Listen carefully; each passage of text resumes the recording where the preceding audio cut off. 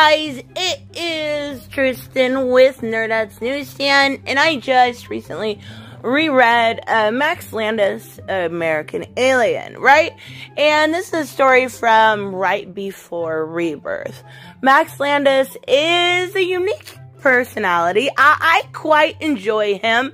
I think he is funny. I think he has a charm and wit about him that is very different. He's very, very different. But I do like him. And I think that he his obsession with Superman is something else. But he actually, in this story, he got to, put his money where his mouth is. And we get a 7-issue miniseries, right? So this is something I absolutely love. I like going through these old stories and kind of going through the themes of them. And this one in particular is very different, right? Each issue is a different story, a different part of Clark's life. And not only that, but this isn't necessarily a Superman story. It's a Clark Kent story that we see, from birth to essentially his relationship blooming with Lois. Now, if you've seen Superman Man of Tomorrow, it's obviously based off of this miniseries. And we see Clark go from growing up to discovering himself to kind of being a dick, which is a little different for Superman, right? We also see, his eventual romance with Lois, and it's the most real story to me about Superman because it's about Clark. But here's the thing. A lot of people love Superman. A lot of people love Superman, right? Superman is a great character. But besides a few obvious stories, like you could, read Judd Byrne or read Grant Morrison, and those are great Superman stories. But nothing's ever really much different, right? Like, you can think of his origins, and then you would, kind of have to go to admit to that point where Superman's overpowered. You can't relate to him. And that makes him essentially boring in a lot of people's eyes. So, what do you do to a character that's boring, that you can't relate to, that is literally a god? You make him human. And I don't think you necessarily have to make him that, because he's always been that. He's always been Clark Kent first and Superman second, whereas the human of Bruce Wayne is almost, Bruce Wayne is almost a pain in the ass to Batman, right? He'd rather be Batman all the time. So, that's why I love this story. It makes you like the person of Superman as well as Clark, because you learn about Clark first, and I absolutely love everything about it. But I think there's a lot of things that you actually learn that are a little bit different about, Superman as his identity, whereas, Clark Kent is obviously who he wants to be. There's also different things you learn about him throughout, his different things from his parents, right? Why he's fighting for things, what's worth fighting for to him, and why even Superman can be a little selfish, right? And we see that little bit of selfish run in, and there's some great cameos in this. I personally think Max Landis does the best Lex Luthor. He gets Lex Luthor to a T. I don't care for his Oliver Queen, to be honest with you, but the way he does Lex during that interview is absolutely perfection. Like, I love the way he does that. And there's a lot of things, right? This isn't like a 1940s story. It's updated.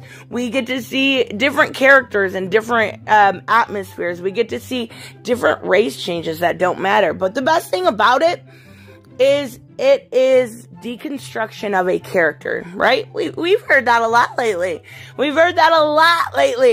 But it is deconstruction of a character done right, because it's about finding his humanity, and that's where the big difference is here. It makes you love him more when he's deconstructed, not absolutely despise the character. So, one thing that was really weird to me is the fact that in this little mini here, Batman predates Superman.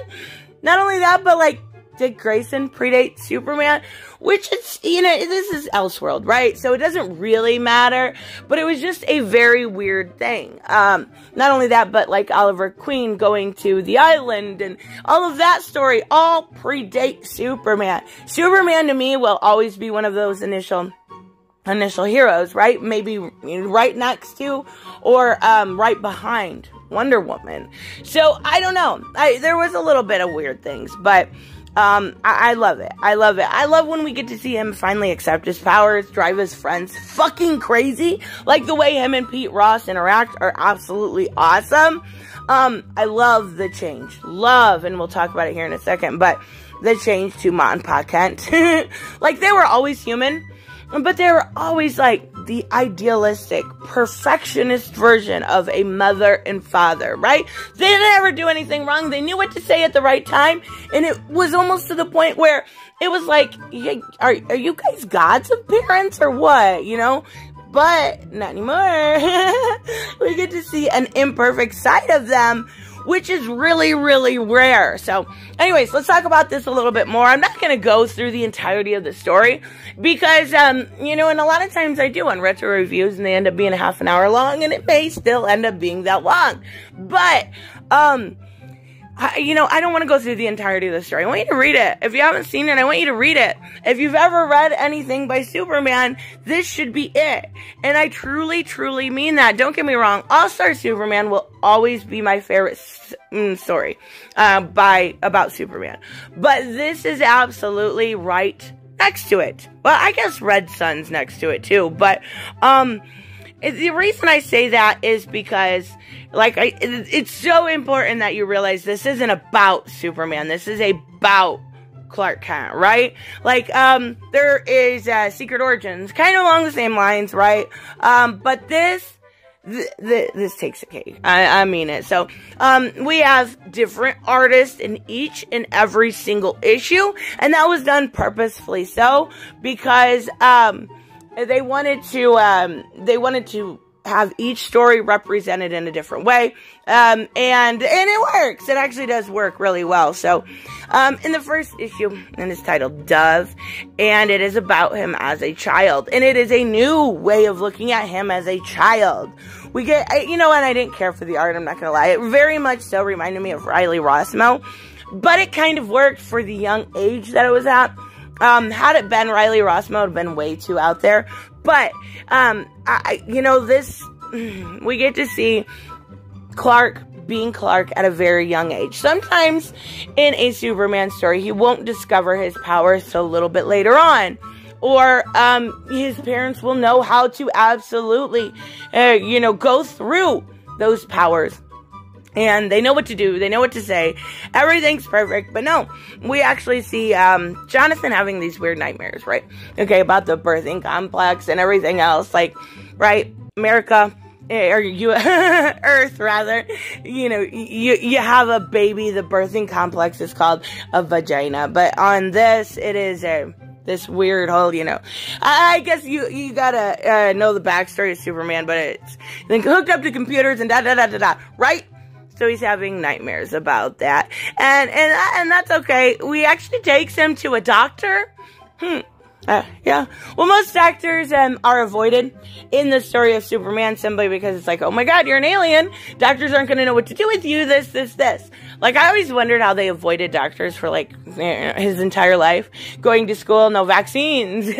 Going to high school, no physical. Going to football, no physical for football. I always wondered how they avoided it. So I actually like that they put that in there.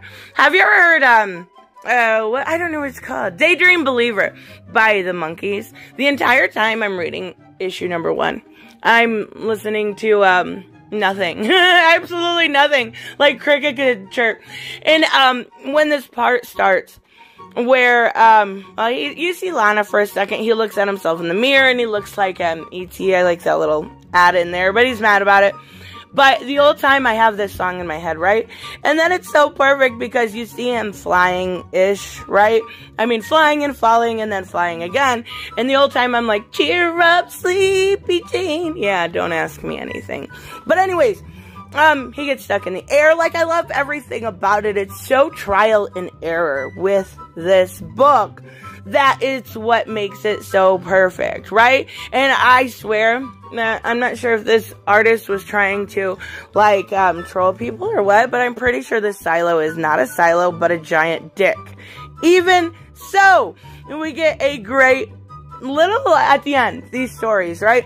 And if you go through everything on this page, you actually get, like, a story about, again, Ma and Pa Kent.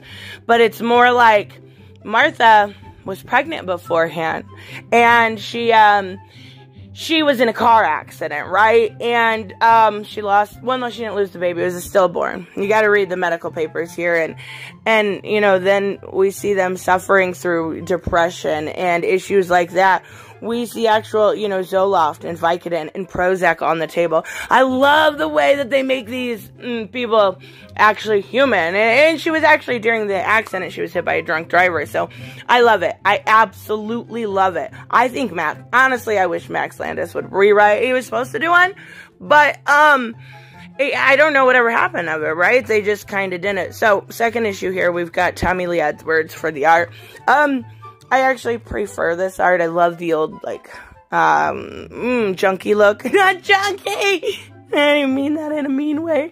I just mean, like, I love the old grungy style. That's a better word. But we see, Superman as a teenager.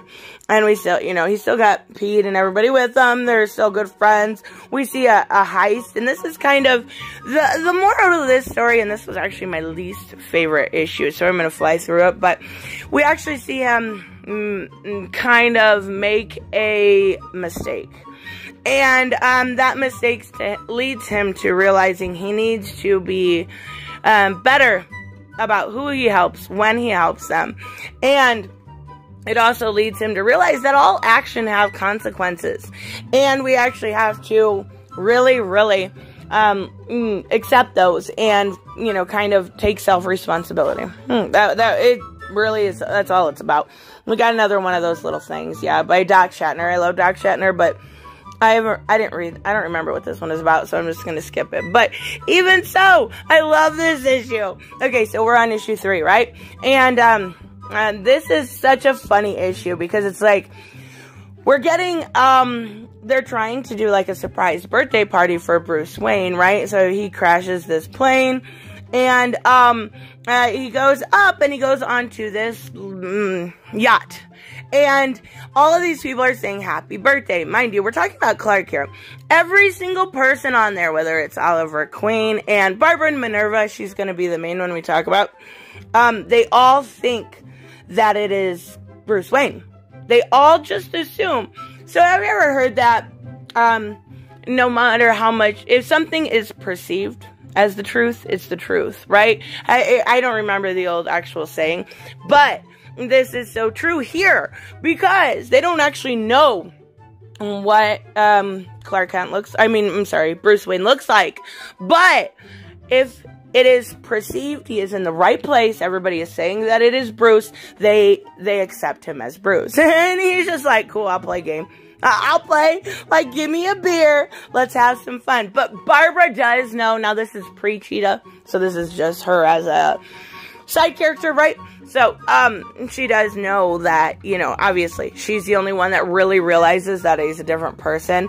And, I like them together. It's a really weird ship, isn't it? Like, but it's cute. So we get to see them make out, they bang, they have fun, and then, I don't know. So she's like, wants to go with him, but doesn't, and it wouldn't make sense that she did, so we obviously have to, you know, accept the fact that they're not going to be anything further than this, but, except for, you know, a little fuck buddy, but, so we have this, like, him drinking this wine and getting drunk and stumbling through this yacht.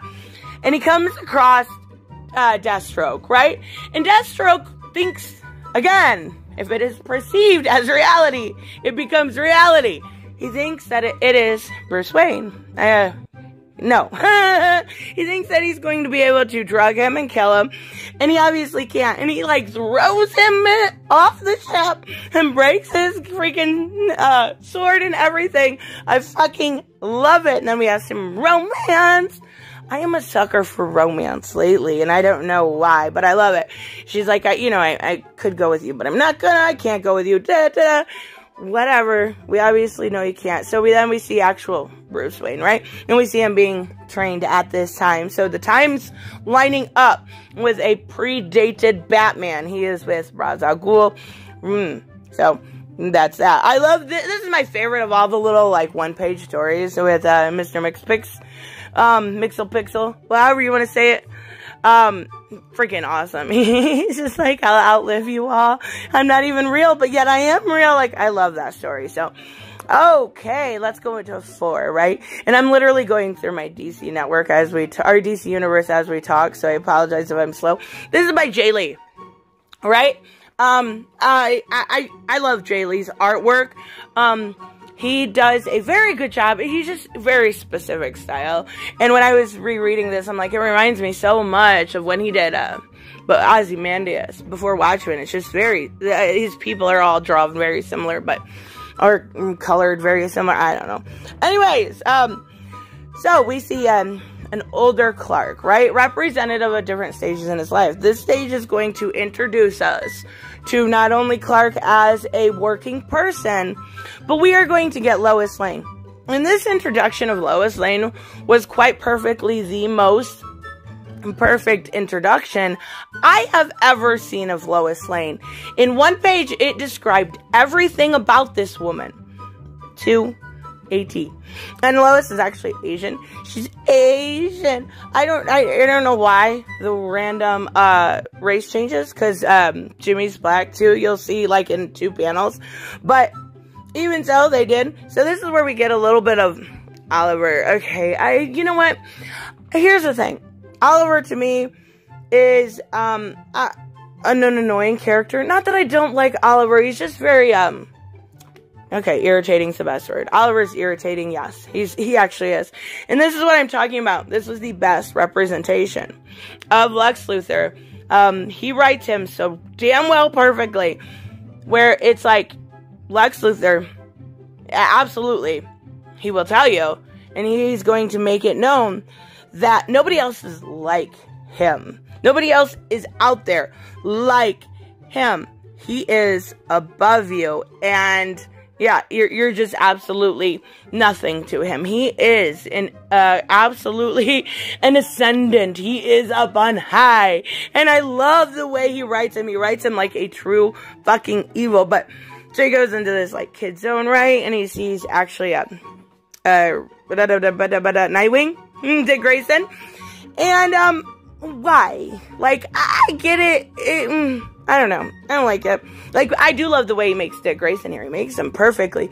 But it's very weird to me that, like, Dick is already Robin before Superman was ever Superman. If that makes sense. Like, I think there would have been a better way to do this. Maybe use some of the JLA characters or something like that to representative of somebody talking to him. But, like, it's weird. It's weird. Let's just admit it's weird. Okay. And we'll move on. But he's actually a great Dick Grayson to the T. He likes, you know, he's a kid. He likes video games and pizza. And he knows what you've got in your pocket. And he's got everything assessed about you. And, yeah, so he's really good. So, and basically, we see a little bit of a nerd. I love it because we actually, like I said, this is about Clark, right? So we actually see that total fucking geek come out that you know we all do whenever no one's around. We're sitting there listening to freaking Daydream Believer and dancing around the kitchen. Don't lie. You've done it too. Anyways, I love that about this. But we see, since he had an interaction with Dick Grayson, right? We see Batman being a complete jackass, like shattering his glasses. Rude. When you have glasses, they're not cheap, jackass. Anyways, he was recording Lex and Rick Grayson. Dick Grayson. He will be back to Dick after Joker War. But, he slams his face in and he's like, you know, who are you? What are you? Why are you like this? He tries all these different things. And, you know, he's like, well, I was going to do this story in the Daily Planet, but maybe I should do this story about Batman being real. Maybe I should do this story even better about Batman as Bruce Wayne. Batman really does change his tune and he leaves, right? And then they end up meeting up, and he's like, let's work together. Also, again, I don't know, weird, right? Like, would Batman, kind of go to him? Would he? Like, I feel like he did really good with Superman, but I feel like his Batman was very much so off. But even so, we see the first outfit kind of go in with the next issue, and that's fine. The next issue is really him just starting as Superman, right? So it's Francis Manapul. Art's absolutely fantastic. He's so talented, right? But we see his relationship also go a little bit further, right? So this is a good issue for him and Lois. This is a good issue for that beginner step that we see in most origin stories of people trying to kind of decide who they are as far as their costume goes, what colors they want to represent them, and he does doing some saving. The outfit is absolutely awful. I don't like it at all. But guess what? That's because it's a first time he's actually making an outfit, so it's got to be awful. It really just has to be awful. But we see him actually in action on a big way. And I don't know. This is another one of those that I didn't really care for, but we get to see my favorite part about this was his interaction with Lex. His interaction with Lex is so damn perfect. I don't know anyone else that writes Lex as good as him, and he says, sorry about the window, see you real soon, Superman, and he leaves that, right? He leaves that just for Lex to find. I fucking love it. I don't know. Lex is such a great character. He should really have his own mini, but even so we get to see, now we are getting to see Bruce, or Clark a little bit older, right?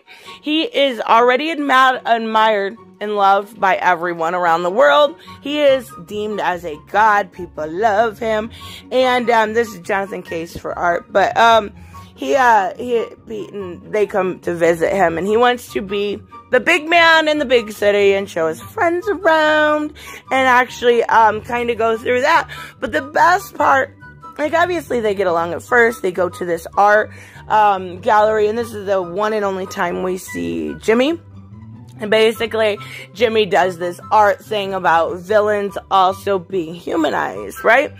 So the best thing about it is, villains are humanized, these people. If you humanize these people, you also realize that they're people. And that's what Superman goes on to say, you have to humanize these people. It's really important to also realize. And I think that's such a great line because, Batman has a weird, like, bipolar relationship with people, with his villains in Gotham.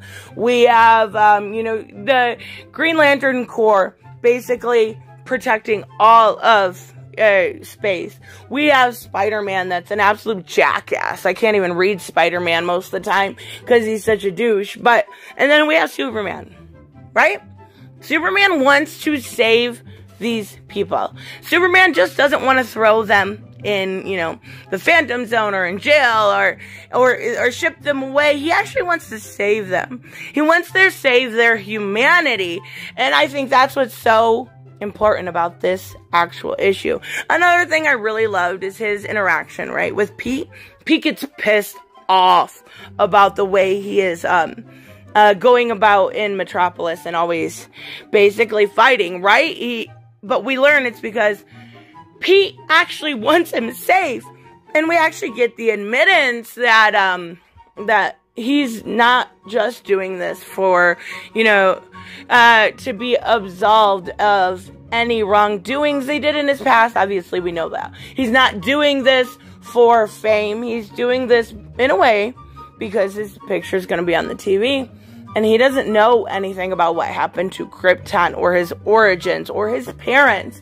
And if his picture's all over TV, maybe they will see that. I thought that was absolutely adorable that they give that reasoning, because, you know, he can be selfless, but everybody has a little selfishness within them, right? So we get to see that, and I love it so much. And then they make up, right? So it's adorable. And then we go into our last issue here, right?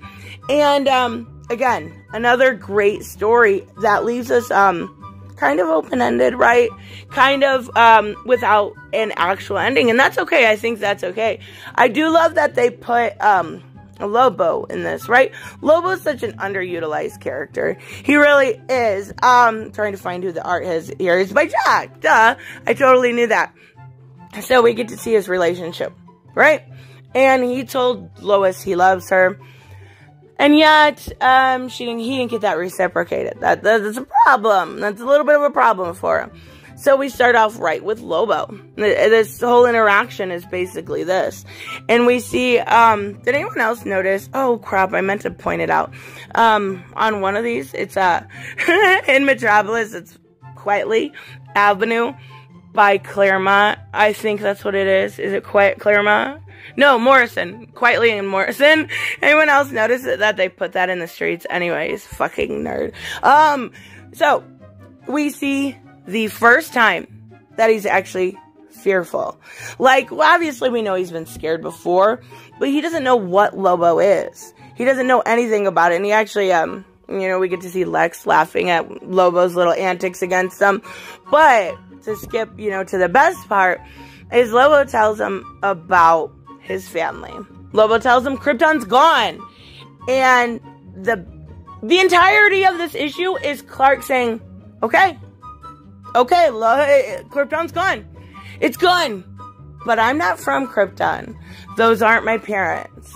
My parents are Ma and Pa Kent back in Smallville, USA. Smallville, Kansas, right? So we actually get him giving up his past. Giving up that worry about what, you know, could have been, what is, or what will be, and just accepting what is now, and I fucking love it. And he absolutely decimates. Lobo sends him out into, oblivion. I don't know. So we see him, you know, in the hospital, obviously, wake up. Fucking adorable. I love it. It's so cute. We end with romance, right?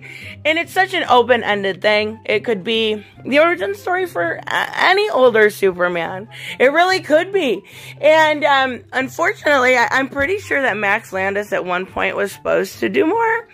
But I don't know why he didn't. But this is probably my favorite next to All-Star Superman. Best story. Best Superman story there is out there.